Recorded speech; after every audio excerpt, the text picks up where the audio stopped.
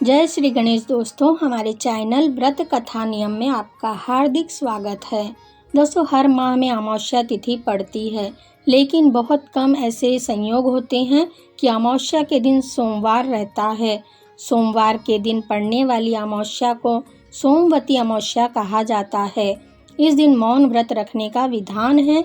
माना जाता है कि मौन व्रत करने से सहस्त्र गोदान का फल प्राप्त होता है।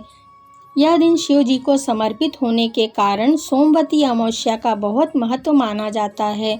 इस दिन सुहागन स्त्रियां पति की लंबी आयु के लिए व्रत करती हैं।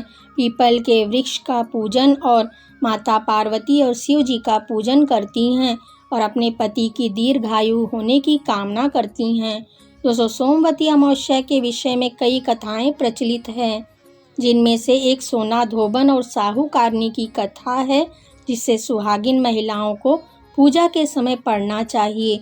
तो चलिए सुनते हैं सोमवती अमावस्या की व्रत कथा।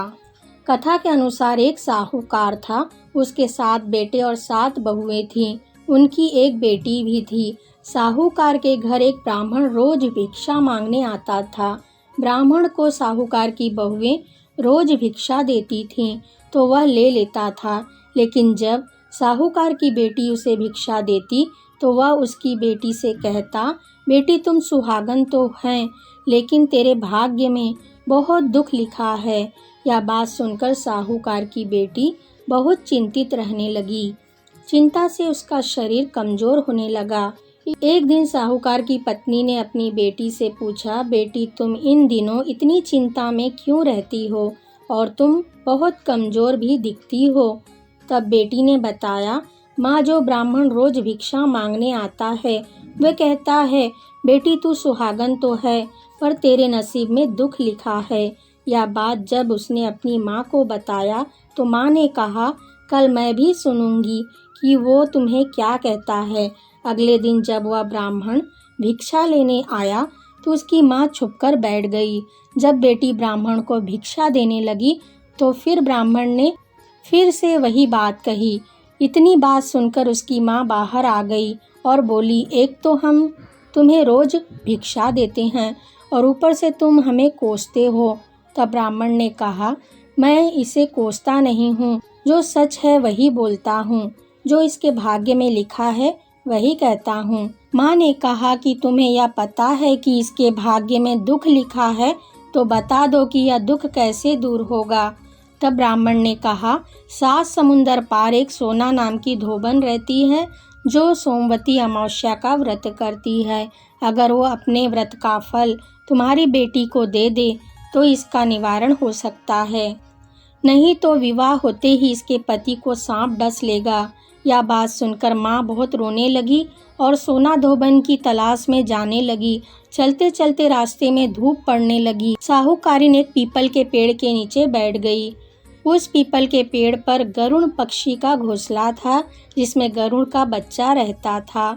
साहूकारनी ने उस घोंसले के पास एक सांप जाता देखा, तो उसने उस गरुड़ के बच्चे को बचाने के लिए उस सांप को मारकर ढाल के नीचे रख दिया। जब गरुड़ पंखिनी आई तो उसने घोंसले के पास खून देखा। वो क्रोधित हो गई और साहूकारनी को चोंच से मारने लगी।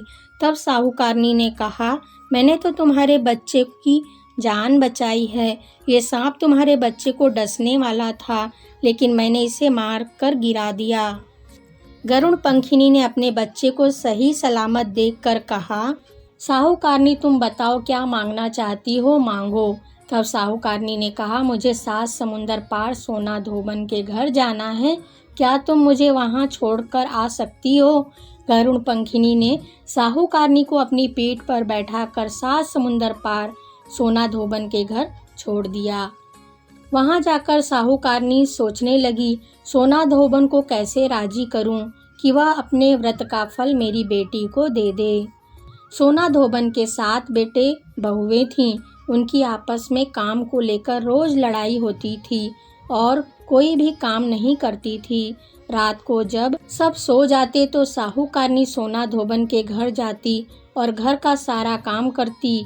गायों को नहलाती, घर की सफाई करती, रसोई का काम करती, चौका बर्तन करती, आटा पीसती, कपड़े धोती। सभी कार्य करती और दिन होने के पहले वहाँ से चली जाती। बहुएं सोचती कि यह सब काम कौन कर रहा है, लेकिन उन्होंने एक दूसरे से कुछ नहीं पूछा। एक दिन धोबन ने कहा कि तुम सब आजकल काम को लेकर लड़ती नहीं और ठीक से काम भी कर रही हो। बहुओं ने कहा, सासू जी, काम तो हमें रोज ही करना पड़ता है, चाहे हम लड़कर करें या हंसी खुशी करें, इसलिए लड़ाई का क्या फ़ायदा।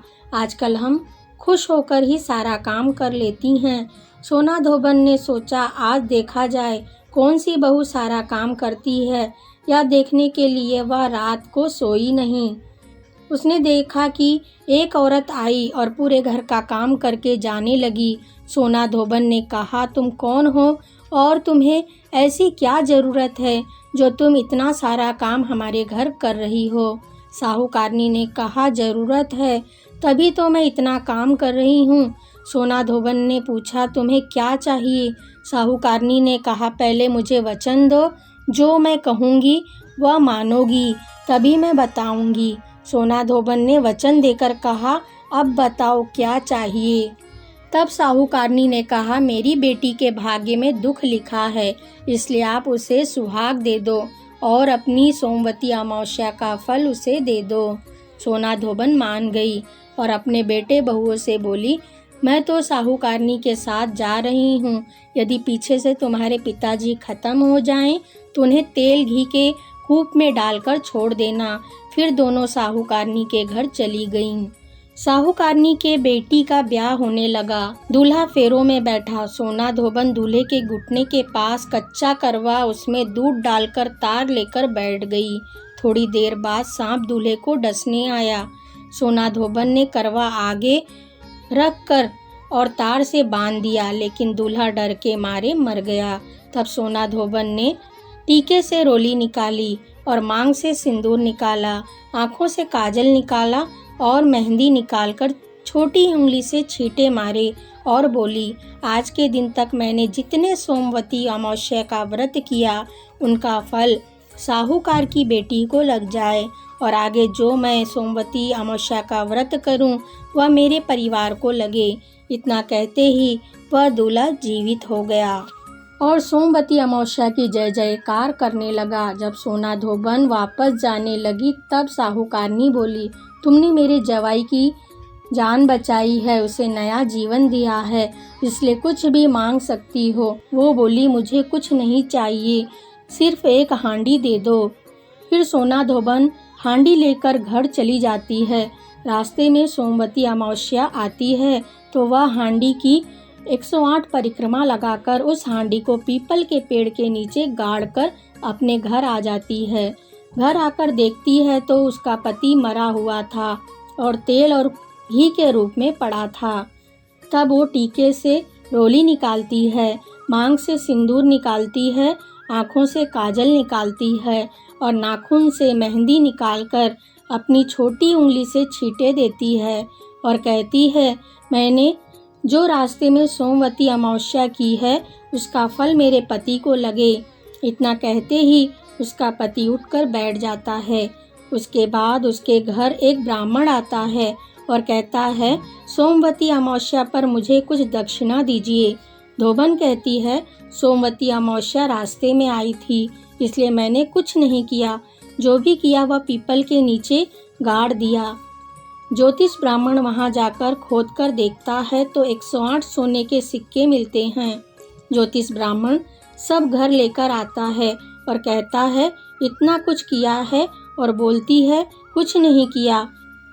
सोना धोबन बोली, जो तुम्हारे भाग्य में था वही तुम्हें मिला, इन सभी सोने के सिक्के को तुम ही लेकर जाओ। ब्राह्मण बोला, इसमें तो मेरा चौथा हिस्सा ही होता है, बाकी आपका मन हो वह दे दो। और उसने जाते जाते गांव में बोल दिया कि सब कोई सोमवती अमावस्या का व्रत करो। हे सोमवती अमावस्या, जैसे साहूकार की बेटी को सुहाग दिया वैसे ही सबको सुहाग देना। सोमवती अमावस्या की कथा कहने वाले, कथा सुनने वाले और हुंकार भरने वाले सभी पर सोमवती अमावस्या की कृपा बनी रहे। दोस्तों, ये थी सोमवती अमावस्या की व्रत कथा।